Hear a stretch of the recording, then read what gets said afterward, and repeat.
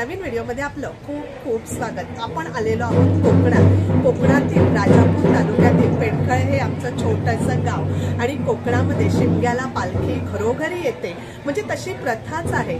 तशी पालखी आमच्याकडे सुद्धा आज आली होती, म्हणजे पाडव्याच्या आधी 2 दिवस आमच्याकडे पालखी येते, पण मी जास्त काही शूट केलं नाही। पण आज आत्ता जो आपण व्हिडिओ पाहणार आहोत ना, तो खूप खास असा आहे। खूप वर्षांनी हा कार्यक्रम या ठिकाणी होत आहे, तो म्हणजे खुणा, देवीच्या खुणा, पालखीच्या खुणा असं म्हटलं जातं। काही जण याला अंधश्रद्धा सुद्धा म्हणतील, पण तसं नाहीये।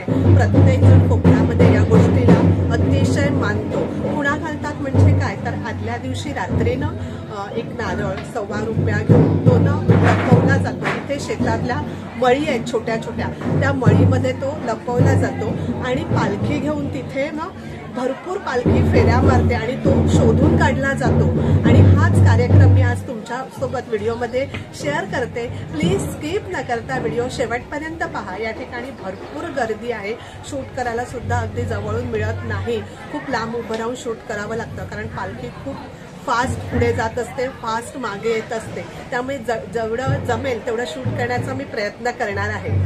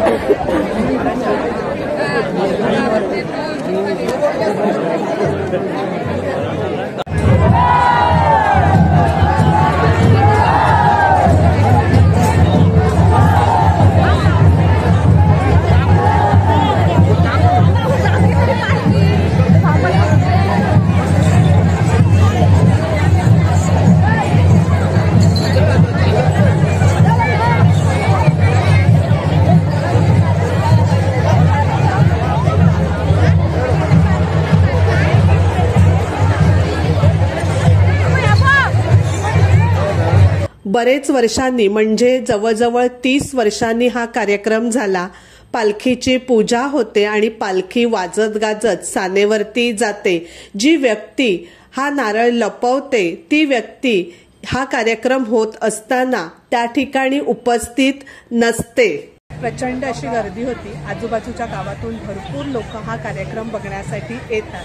थोडंफार मी शूट केलंय, खूप जवळ जाऊन शूट करता येत नाही आणि लेडीजला तर अगदी जवळ जाऊन देतच नाही, तरी पण मी शूट करण्याचा प्रयत्न केलेला आहे। जेव्हा ती खूण काढतात ना, म्हणजे पालखी तिथे थांबते आणि मग तिथे नारळ काढला, हिरव्या कपड्यामध्ये गुंडाळलेला होता, मी तो व्हिडिओमध्ये दाखवलाय, पण त्या ठिकाणी ते मला शूट करता आलं नाही, कारण तेवढ्या जवळ ना जाताच येत नाही।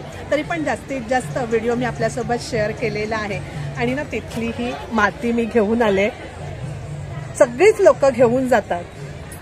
तर मंडळी, असा होता आजचा आपला हा व्हिडिओ आवडला तर एक लाईक नक्कीच करा, एक छानशी कमेंट करा।